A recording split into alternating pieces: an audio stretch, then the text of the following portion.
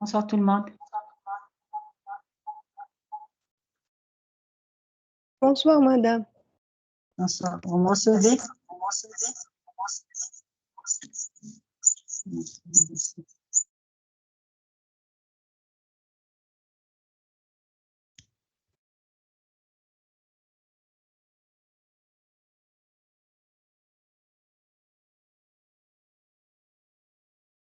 que vous me recevez? Oui, madame. Est-ce que vous avez l'écho que j'ai?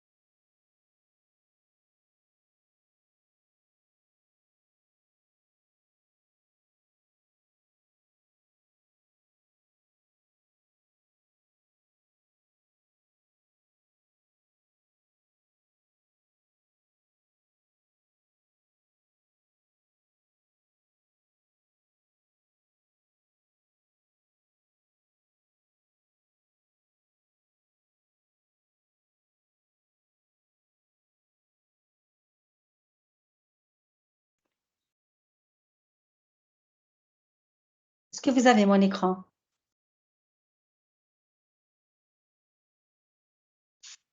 Non, madame. Vous avez mon écran? Qu'est-ce qui se passe? Non, on peut juste vous entendre. Et là, vous avez mon écran comme ça? Non plus? Non. Rien. Et pourtant, moi, dans mon PC, je vous ai.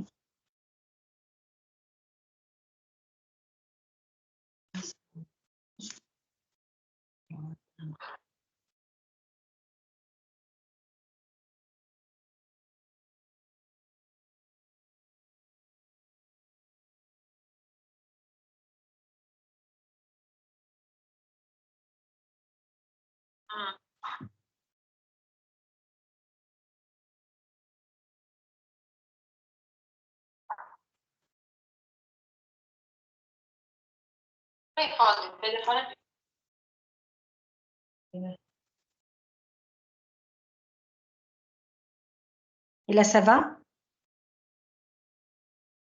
Oui. Oui, maintenant c'est bon. Très bien. C'est bon, merci. OK.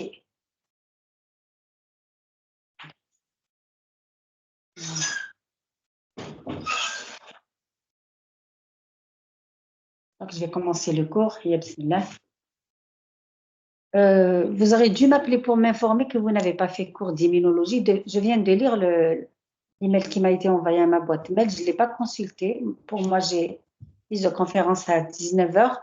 J'aurais voulu vous prendre à 16 h ou 17 h, mais allez, on va faire avec les moyens de. Donc, j'ai fini le complexe hypothalamo-hypophysaire. On va faire la suite du système endocrinien, les glandes périphériques. Et dans ce présent chapitre, on va traiter les glandes principales endocrines de notre corps, commençant par le complexe thyroparathyroïdien, c'est-à-dire la thyroïde et les parathyroïdes. On va faire d'abord la thyroïde, on va traiter la structure histologique de la thyroïde. Voilà le système endocrinien. La deuxième partie, nous avons les glandes endocrines. Dans ce présent chapitre, nous allons traiter donc le complexe parathyroïdien ou bien thyroparathyroïdien. On va voir par la suite les glandes surrénales et puis l'épiphyse. Et on va finaliser avec la portion endocrine, pancréatique, le pancréas endocrine. Donc, dans ce présent chapitre aujourd'hui, le cours d'aujourd'hui, sera porté sur l'étude structurale de la glande thyroïde. Si on avance rapidement, je vais enchaîner avec les parathyroïdes, sinon la séance prochaine. Donc, le complexe thyroparathyroïdien, donc c'est la combinaison, puisque les parathyroïdes se trouvent dans la thyroïde, c'est pour ça qu'on appelle complexe thyroparathyroïdien. Normalement, ça, vous le savez. Est-ce que vous le savez? Oui, madame. Oui, Voilà. Donc, en ce qui concerne la thyroïde, vous connaissez la glande thyroïde avec son rôle principal et crucial dans la vie d'un individu qui sécrète essentiellement les hormones T3 et T4, lesquelles jouent un rôle vital, crucial dans le fonctionnement cellulaire et le métabolisme global des protéines, lipides et glucides et surtout la régulation de la calcémie.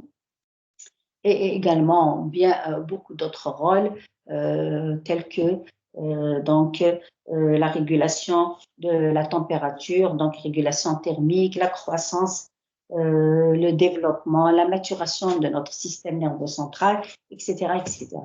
Donc cette thyroïde, ce sera sur le plan histologique que l'on va traiter la structure histologique de la thyroïde qui, elle, correspond structurellement parlant à une glande endocrine lobulée. Pourquoi? Parce qu'elle est faite de lobes.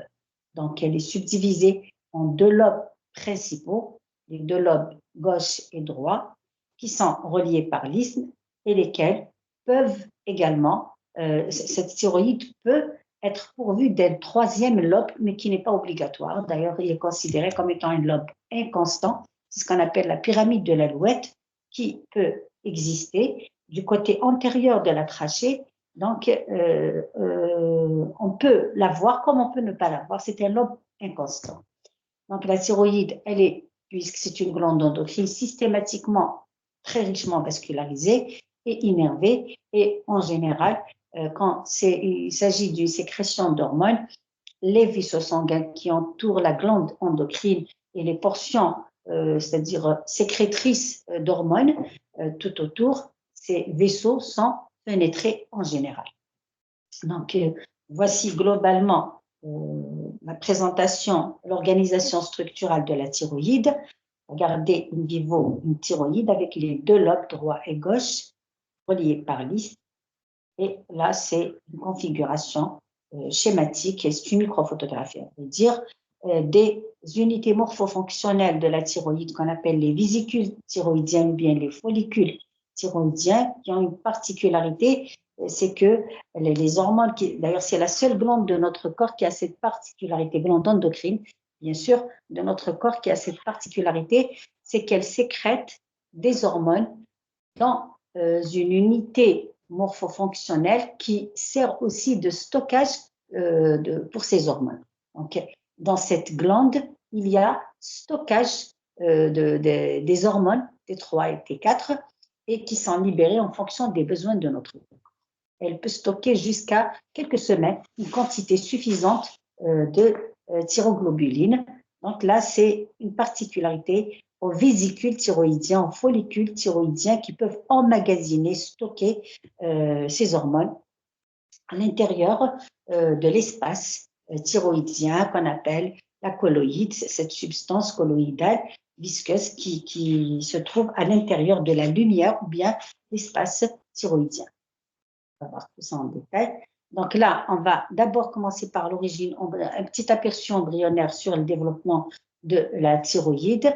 Donc en gros, grosso modo, à un pourcentage très élevé, elle est d'origine ontoblastique ou endoblastique. C'est l'entoblaste qui donne naissance à la grande portion thyroïdienne de la thyroïde. On a une double ébauche, une ébauche centrale médiane et deux ébauches latérale de part et d'autre. Donc, c'est une ébauche latérale paire de part et d'autre.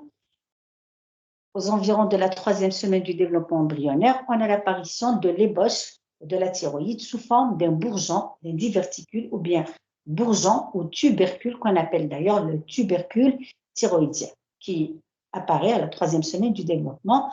Et la localisation de ce tubercule thyroïdien se fait au niveau du plancher de l'intestin primitif. Donc, ce tubercule thyroïdien qui apparaît au niveau du plancher de l'intestin primitif, qu'est-ce qu'il va faire au cours du développement embryonnaire? Il va tendre à s'enfoncer dans le mésoblaste voisin, sous-jacent, et voisin tout en descendant en avant de l'intestin primitif pour que ce tubercule, après s'être développé durant la vie embryonnaire, se positionne dans et la position qu'on a à la naissance des thyroïdes en avant donc de la gorge de l'individu. Sous forme, ce tubercule va se subdiviser en deux lobes. C'est un diverticule bilobé. Donc on a les deux lobes. Les ébauches latérales, donc ces ébauches latérales, elles vont recevoir ces deux ébauches vont recevoir un lot de cellules qui vont provenir du neurictoblaste. Et ces cellules, elles vont provenir des crêtes neurales et ça va être, donc elles vont donner naissance à des cellules particulières différentes de celles des ébauches latérales thyroïdiennes. Et ces cellules, donc elles vont envahir même l'ébauche médiane. On va voir que ces cellules correspondent aux cellules C, c'est les cellules à calcitonine de la thyroïde. On va en parler tout à l'heure, peut-être que vous en avez déjà entendu parler. Oui ou non, les cellules C? Est-ce que vous avez entendu parler des cellules C? Oui, oui. Très bien, donc ces cellules C, elles ont une toute autre origine que celle des thyréocytes, donc des cellules thyroïdiennes. Elles sont d'origine neurictoblastique, elles proviennent des crêtes neurales. En ce qui concerne aussi la vascularisation, vous savez que tout ce qui est tissu conjonctif, tissu musculaire, cartilage, vaisseaux sanguins, ceux-ci dérivent du mésoblaste. Donc, les vaisseaux sanguins qui entourent la thyroïde et les vésicules thyroïdiennes qui sont très richement vascularisées, eux, proviennent du mésoblaste. Voilà pour l'origine embryonnaire, c'est juste un petit résumé pour le développement embryonnaire des éléments constitutifs de la thyroïde. Ça va? Oui, madame. Très bien. On va rentrer dans la structure histologique de la thyroïde. On vous dit que c'est une glande endocrine de type vésiculaire. Ou bien, il y a ceux qui disent de type folliculaire, mais je préfère le terme de type vésiculaire. Donc, elle est, pourquoi? Parce qu'elle est faite de vésicules thyroïdiennes ou bien de follicules thyroïdiens. Elle est entourée extérieurement d'une capsule d'enveloppe conjonctivo-fibreuse. Cette capsule, elle est assez dense, elle est assez résistante, d'où sa nature conjonctivo-résistante, mais elle est assez mince. Et cette capsule, elle va envoyer des travées et des cloisons incomplètes qui vont subdiviser le parenchyme glandulaire en lobules. Et dans chaque lobule, on trouvera un nombre important de vésicules. Et chaque vésicule thyroïdienne correspond à l'unité morphofonctionnelle du parenchyme glandulaire thyroïdien. Voilà. Et ces lobules sont séparées, bien sûr, ces vésicules, elles sont séparées par un stroma conjonctivo-vasculaire puisqu'elles sont très richement vascularisées. Et on va noter aussi le fait, dans les généralités concernant la structure histologique, le fait que les vésicules, elles ne présentent pas la même taille quand on fait une observation en microscopie optique dans une étude structurale de la thyroïde. Quand on fait une observation en microscopie optique, regardez ici, là, on voit plusieurs vésicules avec la paroi qui délimite donc l'espace thyroïdien. Ici, parce que la coupe, elle est transversale, donc ici, c'est une vésicule, celle-ci aussi, celle-ci. On a affaire à des vésicules de taille différente. Pourquoi? Ça a un rapport avec l'état physiologique et l'état fonctionnel des vésicules. Donc, elles peuvent être à un état de repos, elles peuvent être à un état de sécrétion ou carrément à un état normal où il n'y a ni hyperactivité ni hypoactivité. Donc, dans un parenchyme thyroïdien, quand on fait une coupe, on peut voir des vésicules à des états physiologiques différents et donc des tailles différentes. Voilà.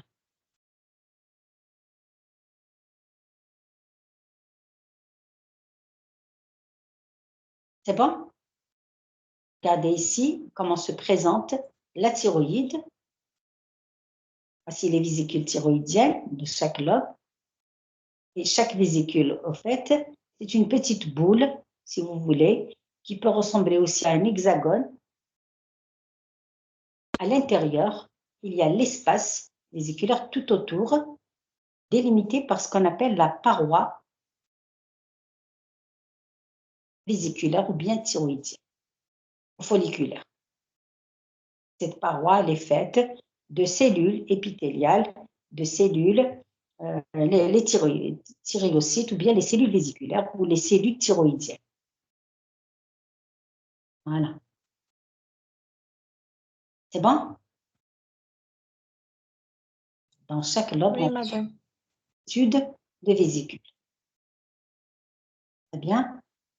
On va rentrer dans le vif du sujet. Donc, on va passer à l'étude histologique de la vésicule thyroïdienne. On vous dit la vésicule thyroïdienne, dit également follicule thyroïdien, est l'unité morphofonctionnelle donc, de la thyroïde. Elle peut être de forme polygonale ou arrondie. La taille de cette vésicule peut varier en fonction de l'activité physiologique sécrétoire de la glande. Et la vésicule thyroïdienne, quand on va analyser sa structure, on dira, pour décrire cette vésicule, qu'elle est faite extérieurement, de l'extérieur vers l'intérieur, d'une paroi, qu'on appelle la paroi vésiculaire, et d'une cavité, une lumière centrale qui renferme la colloïde, donc cette substance colloïdique. Donc, nous avons la cavité centrale lumière qui renferme la colloïde. Et bien sûr, dans cette colloïde, le composant majeur, c'est la thyroglobuline à plus de 80% avec des protéines iodées pour servir de précurseur aux hormones donc thyroïdiennes T3, T4. D'accord?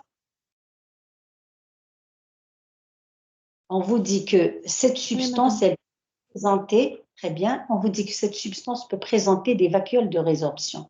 Je vais l'expliquer ce point-là tout à l'heure. Vous allez voir que selon l'état physiologique de la glande, on peut avoir des vésicules, des vacuoles de résorption. Ces vacuoles indiquent l'état physiologique de la glande.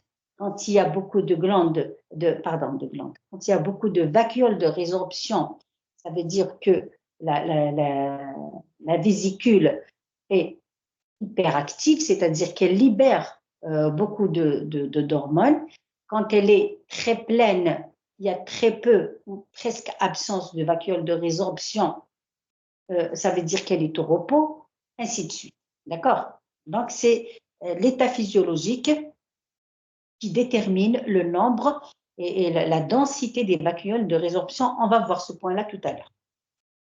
On vous rajoute que des capillaires fenêtrés, sanguins fenêtrés, couvrent systématiquement, ça on le sait déjà, chaque vésicule est entourée par un réseau très dense de capillaires sanguins fenêtrés dans lesquels vont être déversées les hormones thyroïdiennes. Okay. Voici schématiquement une vésicule thyroïdienne ou bien un follicule thyroïdien avec la paroi vésiculaire jusqu'en bas avec les cellules thyroïdiennes. Il y a une seule couche de cellules, voilà, qui sont liées par des jonctions assez serrées. Et puis l'intérieur, qu'on appelle l'espace colloïde ou bien l'espace thyroïdien, peut être rempli de colloïdes. Voilà. C'est bon?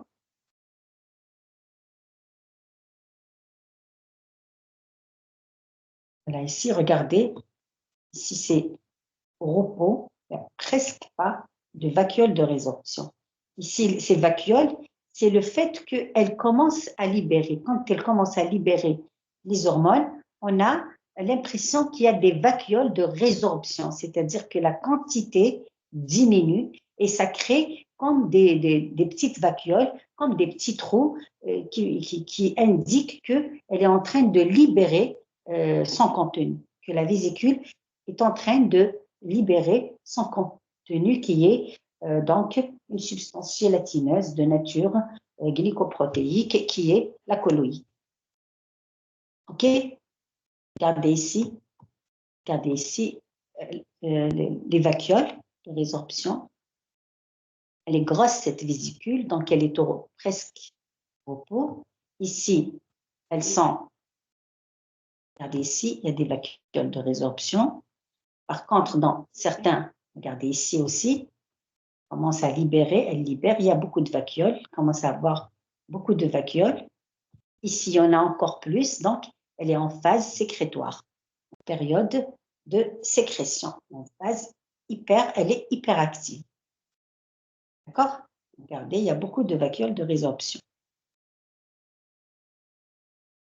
Regardez ici, la colloïde, elle se résorbe, elle commence à se résorber parce qu'il y a formation de petites boules comme ça quand elle libère son contenu. Ça va? Regardez, je vais vous montrer un autre schéma où elle libère beaucoup. Regardez schématiquement ici, on a beaucoup de vacuoles de résorption.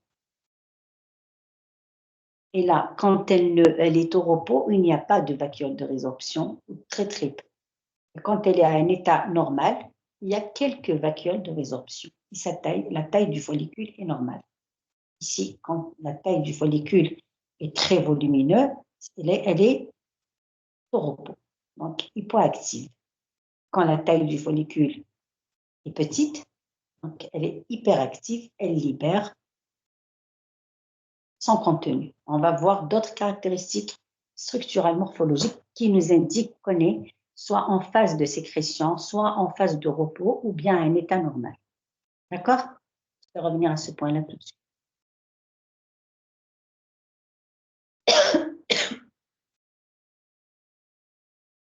Voilà.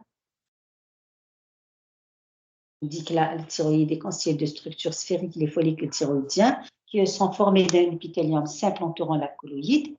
L'épithélium des follicules thyroïdiens comporte deux types de cellules. D'une part, les cellules folliculaires, encore appelées thyréocytes, qui sécrètent les hormones thyroïdiennes T3, T4, et d'autre part, les cellules C qui sécrètent la calcitonine. Voilà. La paroi vésiculaire. Donc, on va voir de quoi est faite cette paroi vésiculaire, qui correspond en fait à un simple épithélium qui repose sur une lame basale. On l'appelle paroi vésiculaire ou paroi folliculaire. L'épithélium, il est formé, cet épithélium simple est formé de deux types cellulaires. On a les cellules principales, les thyréocytes, hein, et les cellules C. On vous dit deux types cellulaires qui sont différentes. Embryologiquement parlant, les thyréocytes sont d'origine entoblastique. Par contre, les cellules C sont d'origine neurectoblastique, elles dérivent des crêtes neurales. Histologiquement différentes parce que la structure et la cytologie de ces cellules fait qu'elles sont différentes. Et puis, physiologiquement différentes, elles ont des rôles physiologiques différents. Okay? On a affaire aux cellules folliculaires ou vésiculaires ou thyréocytes et les cellules C qu'on appelle également les cellules parafolliculaires.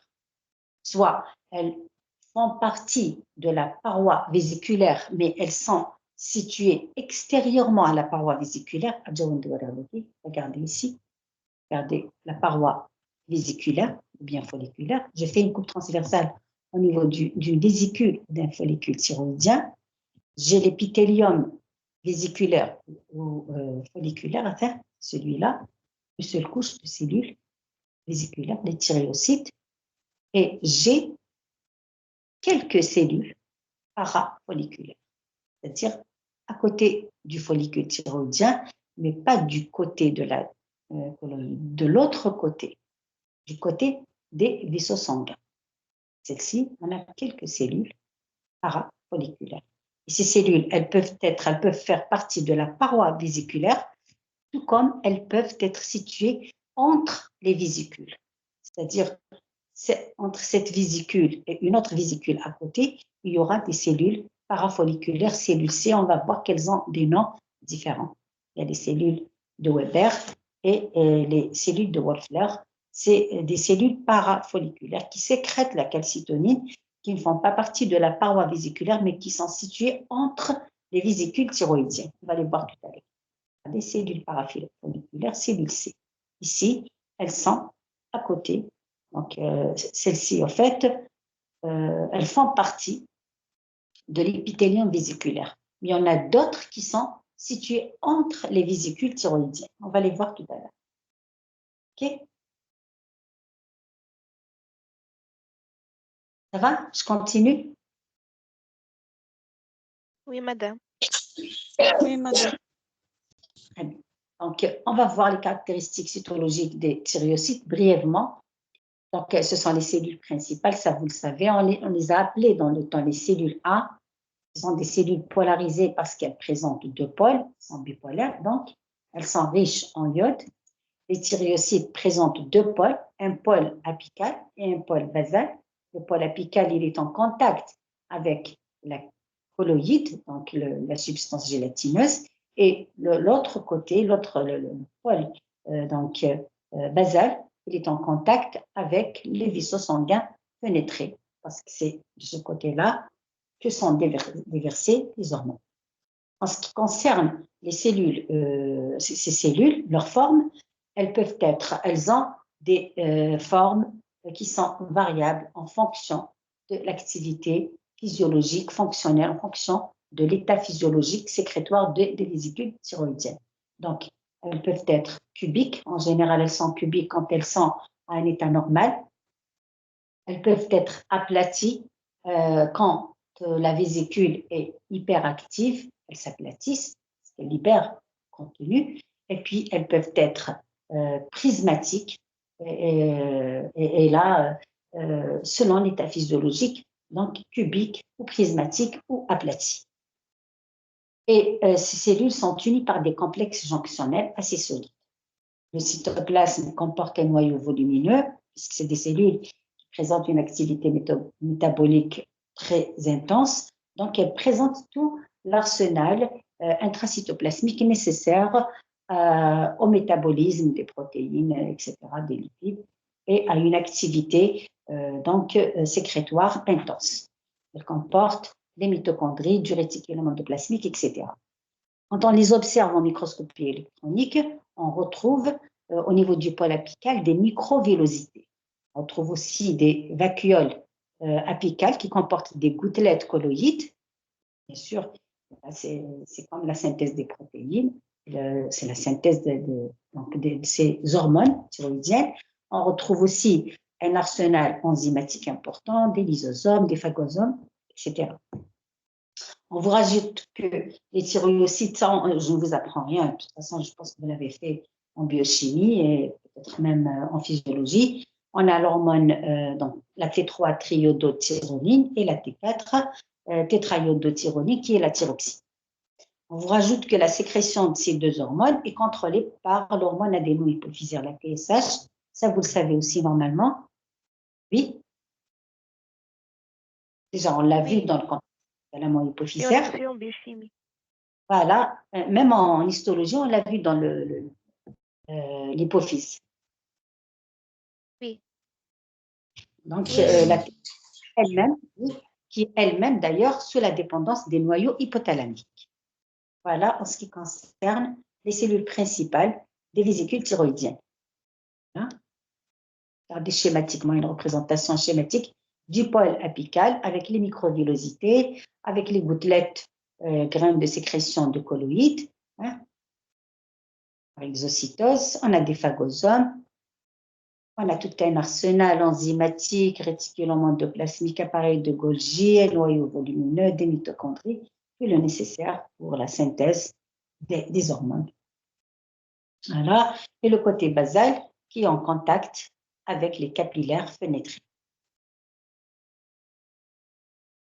La deuxième catégorie de cellules, ce sont les cellules calcitonines, les cellules parafolliculaires. On vous dit que l'épithélium vésiculaire comporte des cellules parafolliculaires qui sont comparativement aux thyroïocytes des cellules d'apparence claire.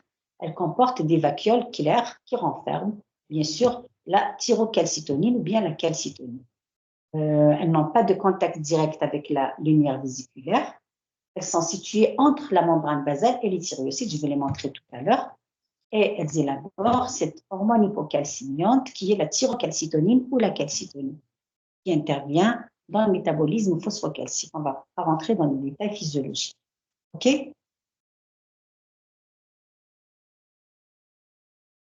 Oui, madame. Voilà. Automatiquement aussi, on vous représente la position et la localisation des cellules claires à calcitonine, les cellules C, par rapport aux cellules vésiculaires principales de la paroi vésiculaire. Et voilà. Voilà, on vous dit qu'il y a une dualité hormonale, c'est-à-dire nous avons affaire à deux types de cellules qui sécrètent toutes les deux des hormones différentes, qui ont des origines embryologiques différentes et qui ont des structures histologiques et cytologiquement qui sont très différentes. Et l'importance de ces cellules, elles représentent quand même 0,1% de la totalité des cellules de l'épithélium vésiculaire, donc elles ne sont pas du tout nombreuses comparativement aux cellules principales. Voilà. La cellule principale, la colloïde, c'est clair. Voilà. Rappelez-vous que celles-ci, elles font partie de la paroi vésiculaire. On retrouvera des cellules C, je l'ai déjà dit, entre les vésicules. On va leur donner d'autres noms. D'accord? On va voir la colloïde. On vous dit que les thyréocytes délimitent une cavité, une lumière, un espace central d'aspect variable qui contient la colloïde. Chez le colloïde, la colloïde. Et cette colloïde, elle contient surtout le précurseur des hormones thyroïdiennes, la thyroglobuline. C'est un réservoir à l'intérieur des vésicules thyroïdiennes. C'est ce qui lui donne cette particularité à la thyroïde, c'est le fait qu'elle a le potentiel et la possibilité de stocker, d'emmagasiner son produit de sécrétion en quantité importante dans une cavité et elle a la capacité, elle peut libérer cette hormone en fonction des besoins de notre corps. C'est la seule glande qui a cette capacité, qui a ce potentiel. Ça va?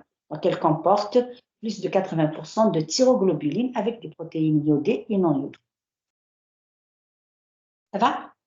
Là, on va passer aux variations morphologiques, aux états physiologiques différents des vésicules thyroïdiennes. Donc, nous, même en microscopie, on peut observer ces états fonctionnels, ces états morphofonctionnels différents, bien sûr, en fonction de l'activité glandulaire. On a affaire à 3 états morphologiques, morpho-physiologiques différents. Le premier, c'est quand la vésicule est au repos, elle est hypoactive.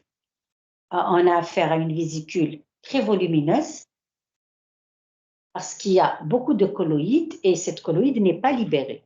En microscopie, on dit qu'elle est durcie parce que quand on procède à une coloration, on a l'impression que la colloïde, tellement la vésicule est pleine, on a l'impression qu'on a comme des fissures, comme si elle a craqué. Et d'ailleurs, on dit durcie. On vous dit que la vésicule est pleine, elle est en phase de stockage. Regardez dans les microphotographies. Attendez, juste là.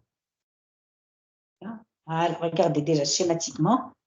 C'est comme si cette colloïde, après coloration, regardez, elle est volumineuse, cette vésicule, et en phase de repos, stockage, il y a beaucoup de colloïdes à l'intérieur, et on dit qu'elle est en phase de stockage, elle est durcie, parce que quand on la colore, tellement elle est pleine, cette vésicule, elle a tendance à craquer, ça fait comme des fissures, donc on dit qu'elle est durcie. Voilà. Colloïde durcie, épithélium glandulaire aplati. Regardez ces cellules, elles sont aplaties. Le follicule est volumineux. L'épithélium glandulaire présente des cellules vésiculaires, les thyréocytes sont aplatis.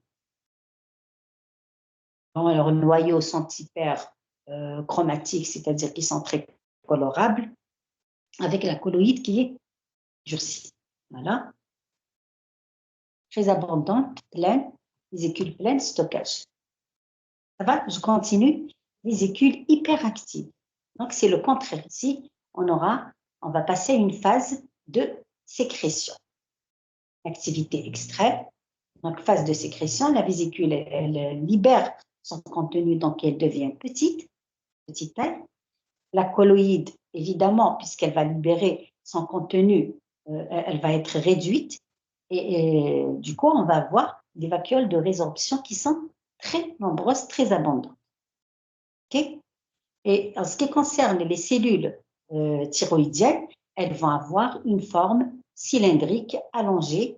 C'est des cellules hautes, palisadiques. Donc, c'est des cellules hautes, de grandes cellules hautes cylindriques. Là, en phase de sécrétion, quand il y a hyperactivité cellulaire. Ça va? Oui, madame. Vous êtes là? Très bien. Le troisième état physiologique, c'est quand la vésicule est normale. Donc, sa taille, elle est normale, donc elle n'est ni grande, les vésicules ne sont ni volumineuses ni petites. Elles sont entre les deux, mais on note la présence de vacuoles de résorption parce qu'elle n'est pas très pleine. Voilà. Et l'épithélium et les cellules, elles vont avoir une forme intermédiaire. Elles ne sont ni très hautes ni aplaties, donc elles vont être cubiques avec un noyau rond.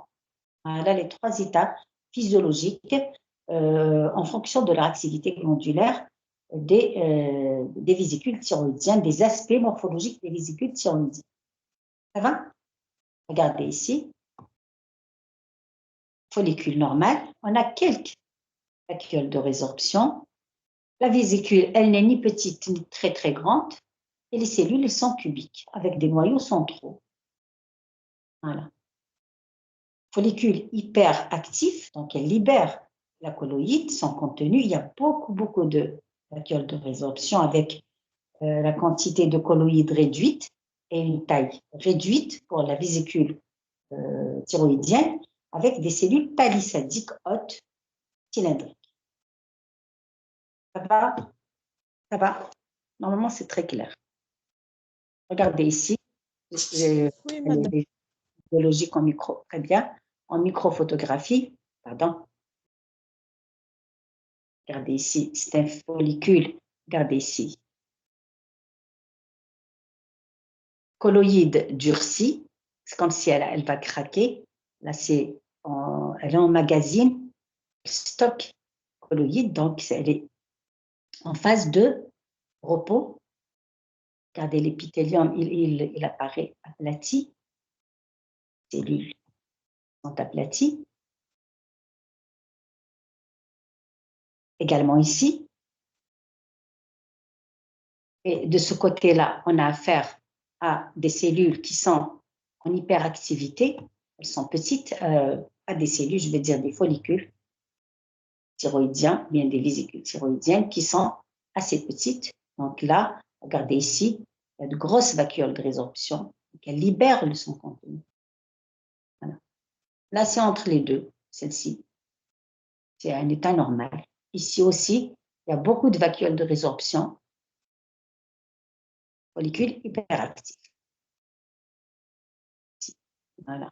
La colloïde tend à être réduite parce qu'il y a libération. Le follicule est petit. Regardez les cellules comme elles sont volumineuses et allongées, donc hautes, palissadiques. Ça va? Normalement, c'est clair.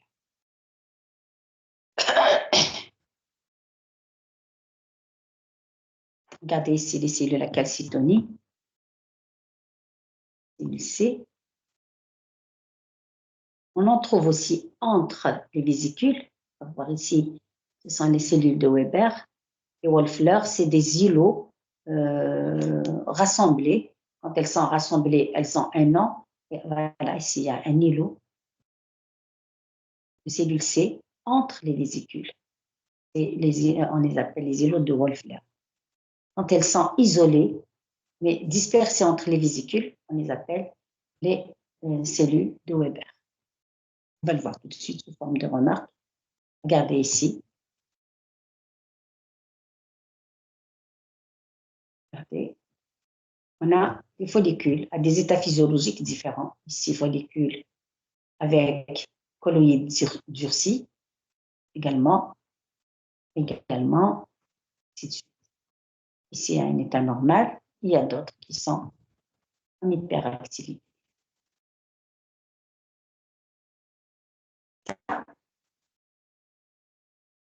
Ici, durcis. Ça va, Yeresh? Je continue. Oui, madame. Oui, madame. Sous forme de, très bien, donc on finalise ce chapitre. Sous forme de remarque, on vous dit entre les vésicules, on retrouve deux types de cellules glandulaires qui élaborent également la calcitonie.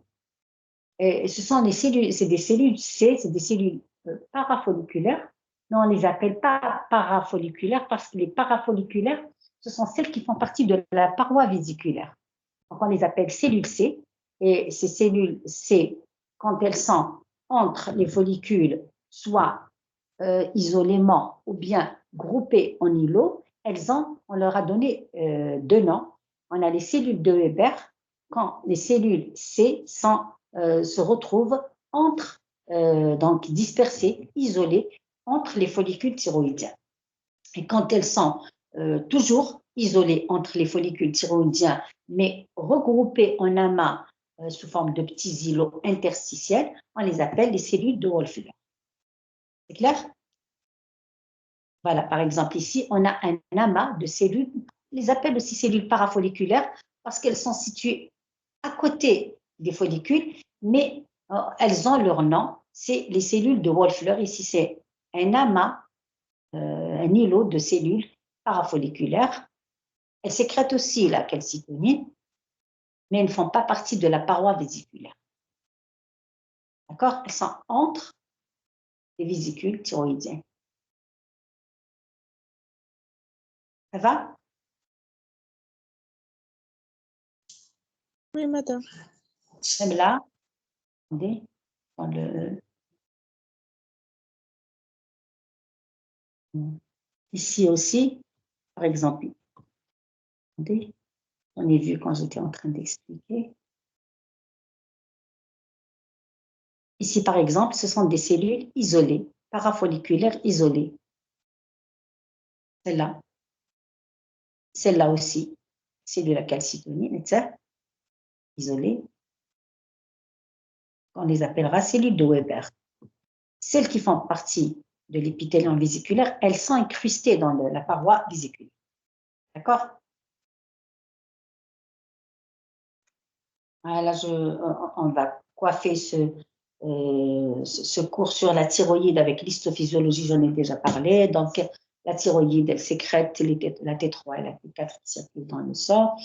Elles ont un rôle fondamental dans tout le fonctionnement de notre organisme, gestion, production des dépenses énergétiques, bien sûr, régulation de la température, de la chaleur, croissance, développement et maturation du système nerveux central, et bien sûr, métabolisme, régulation du métabolisme des protéines, des glucides et des lipides, en plus de la régulation de la calcine. En plus d'autres rôles qui sont importants que joue la thyroïde dans le fonctionnement cellulaire et de notre organisme. Je vais enchaîner avec les parathyroïdes 5-10 minutes et on va finir, je vais m'arrêter. D'accord? Oui, madame, d'accord. Donc, les parathyroïdes, très bien. Est-ce que ça va? Vous avez assimilé? Non, j'ai été trop vite? Non, je ne sais pas. Est-ce que vous avez compris? Vraiment, c'est simple. Oui, c'est simple, on a compris. Très bien. Donc, les parathyroïdes, leur nom indique qu'elles sont situées aux environs de la thyroïde. Et celles-ci, elles se retrouvent carrément sur la face, contre la face externe des globes latéraux de la thyroïde, en nombre de 2 paires, donc 4 petites glandes qui sont disposées par 2 paires, 2 supérieures et 2 petites glandes inférieures qui sont accolées à la face externe des lobes latéraux de la thyroïde, ce qu'on appelle les parathyroïdes. Et c'est petite glande sécrète une hormone qu'on appelle la parathormone, qui joue un rôle important dans la régulation des taux de calcium et du phosphore, donc ils interviennent dans le métabolisme phosphocalcique. Elles sont d'origine ontoblastique. Ce qui concerne les 2 parathyroïdes, donc les 2 supérieures, elles dérivent de l'ontoblaste. Les 2 supérieures dérivent du plafond de la 4e poche ontoblastique et les 2 inférieures, elles dérivent du plafond de la 3e poche ontoblastique. Voici les petites généralités sur les parathyroïdes. Regardez comment leur localisation, les 4 glandes parathyroïdiennes, les 2 supérieures et les 2 inférieures. Des côtés latéraux, la face externe, la thyroïde. Regardez quand j'effectue une observation en microscopie optique de la thyroïde et quand je touche un peu le parenchyme glandulaire thyroïdien et parathyroïdien. Là, puisque ce sont des vésicules thyroïdiennes, je sais que je suis au niveau de la thyroïde. Et là, regardez, c'est un parenchyme glandulaire différent du parenchyme thyroïdien. D'ailleurs, c'est de cette manière qu'ils ont découvert les parathyroïdes. Réalisant des coupes, on retrouve un parenchyme glandulaire différent de celui de la thyroïde. Et voilà. Ici, c'est les parathyroïdes. On va voir la structure histologique des parathyroïdes qui sont entourés d'une capsule assez fine qui délimite le parenchyme glandulaire. Et cette capsule va émettre des travées conjonctivo-vasculaires qui vont permettre de délimiter, qui seront des voies de passage au vaisseau sanguin, dans lesquelles vont être libérées les hormones qui seront sécrétées, la parathormone. On va voir les différents types cellulaires constitutifs du parenchyme glandulaire parathyroïdien. Regardez ici, schématiquement, quand je réalise une coupe histologique au niveau de la thyroïde, j'ai affaire à des vésicules thyroïdiens, un parenchyme glandulaire thyroïdien avec des follicules ou bien des vésicules thyroïdiens. Par contre, quand je réalise une coupe histologique au niveau de l'une des parathyroïdes, j'ai affaire à un parenchyme glandulaire cellulaire délimité par une capsule qui délimite un parenchyme glandulaire formé de cellules séparées par des vaisseaux sanguins et un type cellulaire différent de celui des vésicules thyroïdiens. Là, structure histologique. Les parathyroïdes sont entourés d'une fine capsule conjonctive qui émet des travées conjonctivo-vasculaires. Et quand j'essaye d'étudier l'organisation du parenchyme parathyroïdien, on remarque qu'il est fait de plages ou bien de cordons cellulaires, de cellules qui sont plutôt polyédriques et assez anastomosées entre elles. Et entre ces cellules se dispose un réseau, un tissu conjonctif qui est bien sûr richement vascularisé et qui est aussi riche en cellules adipeuses. Et bien sûr, les capillaires sanguins qui irriguent bien sûr ce parenchyme glandulaire sont de nature pénétrée. On va distinguer dans le parenchyme parathyroïdien deux types de cellules. Et on a les cellules principales, hein, on appelle les cellules, d'ailleurs on les appelle les cellules principales. On a deux catégories de cellules principales. Au fait, il ne s'agit pas de deux types de cellules différents. C'est la même cellule, qui est la cellule principale, à des états physiologiques différents. Quand elles sont pleines, ces cellules, elles ont produit l'hormone, elles sont sombres, elles sont d'apparence dense en microscopie et parfois elles sont d'apparence claire. Mais c'est la même cellule à des états physiologiques, donc fonctionnels différents. Ce type cellulaire, on les appelle les cellules principales. Mais on a une autre catégorie de cellules qu'on appelle les cellules oxyphiles. Ces cellules, c'est des cellules dont le rôle n'est pas très bien élucidé à ce jour. C'est des cellules très riches en mitochondries, elles sont assez volumineuses et leur nombre est quand même assez important, elles représentent 10 à 15% des différents types cellulaires, mais leur rôle exact et leur physiologie exacte, elle n'est pas très bien connue à ce jour pour ces cellules oxyphiles. Regardez la parathyroïde, le parenchyme parathyroïdien, avec de très nombreuses cellules, donc couvertes, encapsulées par une fine capsule qui délimite, donc qui est faite de cordons cellulaires de type ferment de type cellulaire. Ici, regardez le parenchyme thyroïdien qui est fait de vésicules thyroïdiennes. Voilà. Ici, c'est une microphotographie. Également, regardez la parathyroïde, cette cellule. Les cellules denses très foncées, c'est les cellules principales foncées, sombres, avec des cellules principales claires. Et nous avons aussi des cellules volumineuses, les cellules oxyphiles. De ce côté-là, nous avons le parenchyme thyroïdien vésiculaire, qui est formé de vésicules. Ça va? Je continue? Je continue, Ayala, vous êtes là? Très bien. Les cellules principales, on va voir les caractéristiques structurales des cellules principales. Ce sont les cellules les plus nombreuses. Elles contiennent du glycogène. Elles présentent aussi des vacuoles. Elles sont vacuolisées. Elles sécrètent l'hormone parathyroïdienne qu'on appelle la parathormone. Et on vous dit que plusieurs types cellulaires ont été identifiés correspondant aux différents stades du cycle sécrétoire, repos, mise en charge, stockage et excrétion. En fait, cette cellule, elle prend plusieurs formes et selon ses états fonctionnels, on retrouve plusieurs types de cellules principales et on a noté les deux types principaux, c'est-à-dire cellules sombres et cellules claires. Voilà les deux types principaux, mais en fonction de l'état du cycle sécrétoire de la parathormone, on a l'impression qu'il y a plusieurs types cellulaires, mais en fait, c'est la même cellule à des états physiologiques différents. Repos, mise en charge, stockage et libération, excrétion. D'accord?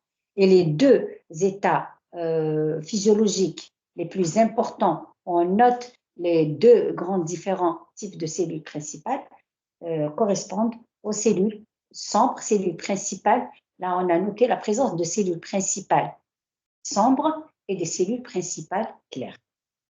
Vous avez compris? Oui, madame. Très bien.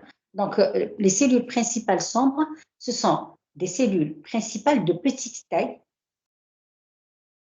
Et là, elles présentent une forme polygonale et ce sont les cellules les plus nombreuses. Les cellules sombres sont les cellules correspondent au pourcentage de cellules le plus élevé dans les parathyroïdes. Elles représentent un peu plus de 80% du total des cellules parathyroïdiennes. C'est très important et c'est assez très conséquent par rapport aux autres cellules.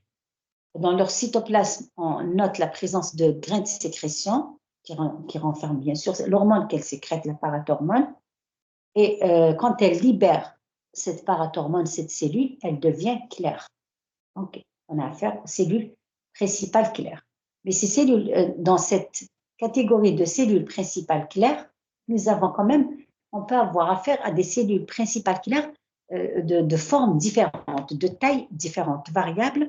Elles sont de taille variable et elles représentent 5% de la totalité des cellules parathyroïdiennes. Et parmi ces cellules donc claires, nous avons de petites cellules claires et nous avons de grandes cellules claires. Voilà. On ne va pas expliquer pourquoi, on ne va pas rentrer dans le détail physiologique, mais histologiquement parlant, on note la présence de deux types de cellules claires, de grandes cellules claires et de petites cellules claires. OK? Voilà. Donc, sans entrer dans plus de détails, en ce qui concerne les cellules oxyphiles, regardez, elles représentent quand même 15% de la totalité des cellules qui composent le parenchyme parathyroïdien. Et ce sont des cellules volumineuses. On a noté à l'analyse de ces cellules la présence d'un nombre important de mitochondries et de granulations. On vous rajoute que leur rôle est toujours discuté. Donc, on ignore en réalité le rôle de ces cellules pour l'instant. Regardez carrément dans un schéma représentatif du parenchyme glandulaire parathyroïdien, nous avons des cellules principales, une cellule principale claire, cellule principale sombre. Parmi les cellules principales et claires, on a de petites et de grandes. Regardez ici une petite cellule principale, une moyenne, une grande. Et regardez à côté, en ce qui concerne la cellule oxyphile, je préfère l'autre schéma ici, regardez ici, la cellule oxyphile, regardez le volume de cette cellule et le nombre de mitochondries qu'elle comporte. On n'a pas décelé une hormone particulière qui est sécrétée par ces hormones, elles ne sécrètent pas d'hormones. C'est sûr qu'elles ont un rôle important, mais le véritable rôle physiologique de ces cellules est ignoré à ce jour. Regardez les cellules principales. Nous avons les cellules principales claires et nous avons celles qui sont, bon ici ils n'ont pas représenté les centres, ils ont juste représenté la différence entre les cellules oxyphiles et les cellules principales. Ok, regardez, les cellules oxyphiles, c'est sûr qu'elles fournissent de l'énergie au parenchyme parathyroïdien, qu'elles doivent avoir certainement un rôle important, mais jusqu'à présent c'est un grand point d'interrogation. En tous les cas, elles ne sécrètent pas d'hormones. D'accord? Voilà. Ça va, Yeresh? Oui, madame. Arrêtez là. Est-ce qu'on peut faire une séance samedi? Comme ça, je vais finir le système endocrinien. Et la semaine prochaine, Inch'Allah, on va parler d'appareil génital. Est-ce qu'on peut faire une séance samedi? Bien dimanche. Non, non. Et on va demander à tout le monde et on va sonner. D'accord. Samedi ou dimanche. Vous n'avez On rien va programmé. demander. D'accord, d'accord. OK. Allez, merci pour votre attention et bonne soirée à tout le monde. Merci à vous de même, madame. Allez, au revoir tout le monde. Merci, madame. Merci. Merci les enfants. Au revoir. Merci.